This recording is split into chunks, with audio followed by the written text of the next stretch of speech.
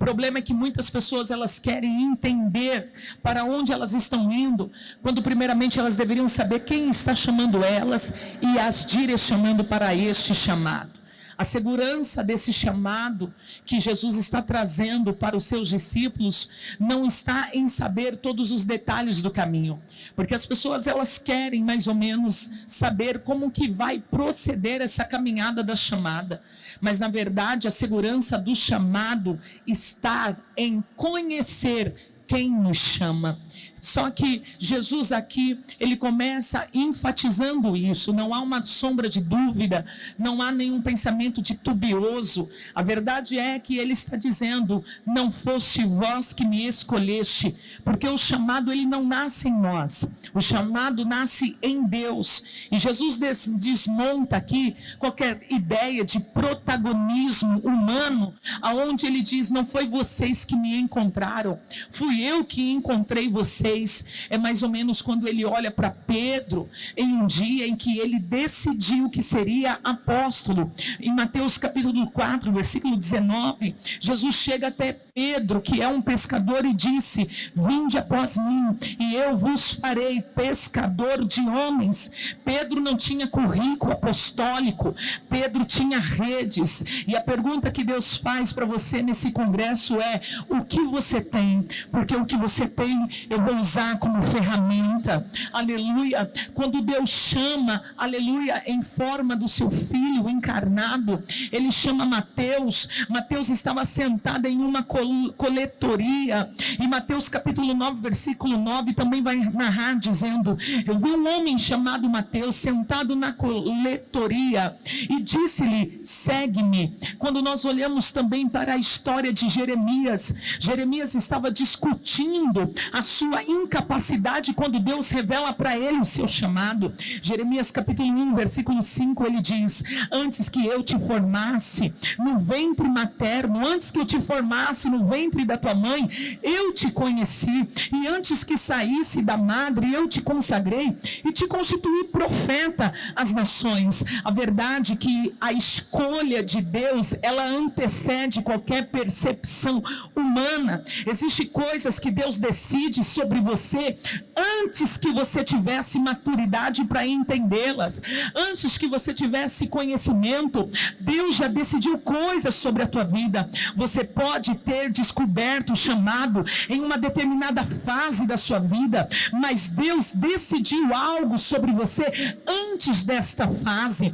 Talvez você descobriu depois que aquilo que Deus já havia revelado para você, mas não é a sua descoberta que determina que o teu chamado começou a partir daquele momento. O teu chamado, ele começou a partir do momento que Deus te escolheu.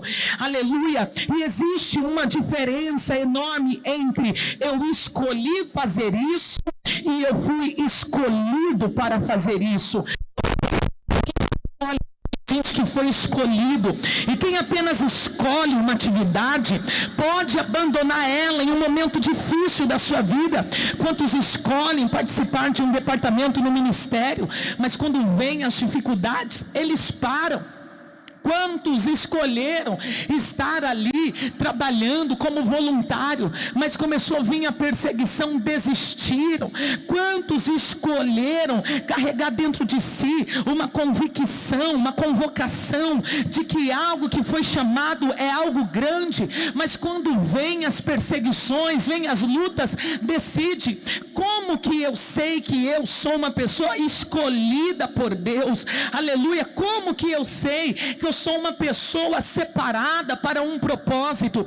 Quando você olha para o livro de Jeremias também, no capítulo de número 20, no verso de número 9, que diz, não me lembrarei dele e já não falarei no seu nome. Quem está dizendo isso é Jeremias, e ele segue dizendo, então isso me foi no coração como fogo ardente, encerrado nos meus ossos. A verdade é que quando eu descubro que eu sou escolhida para um chamado, para um ministério, para um propósito, todas as vezes que eu penso em desistir, eu já estou executando aquilo que eu estava pensando em desistir.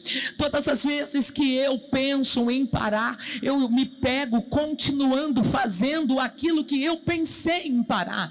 Essa é a diferença de quem foi escolhido por Deus, porque chamado verdadeiro não é simplesmente você fazer algo, mas é você passar a perseguir aquilo que você está fazendo, sem querer abrir mão. Só que agora, Jesus está dizendo, a minha escolha não foi acidental, a minha escolha foi certeira, ela foi intencionalidade, ela teve intencionalidade, ela teve propósito. Eu não trabalho com acidentes, eu não trabalho com acaso, eu trabalho com propósito. E a Bíblia está cheia de pessoas que pareciam ser a escolha mais improvável.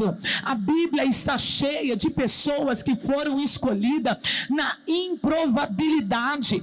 Muitas das vezes nós pegamos ouvindo pessoas dizendo que Deus é um Deus excelente, verdade, mas isso não limita Ele trabalhar em nós que não temos excelência, trabalhar em nós para que nós possamos a obter essa excelência. Quando nós olhamos para algumas pessoas que tiveram dificuldade, mesmo assim foram chamadas por Deus, foram escolhidas por Deus, essas pessoas não se limitaram às suas dificuldades. Por exemplo, Moisés tinha dificuldade para falar, Gideão se via como menor, Davi era o filho que nem foi chamado inicialmente para a reunião com Samuel, Jeremias se considerava o mais jovem, Pedro era impulsivo, Paulo havia perseguido a igreja, mas contudo Deus os escolheu. E isso é a raiva do diabo, isso é a raiva de algumas pessoas, porque você não tinha capacidade, mas Deus te escolheu.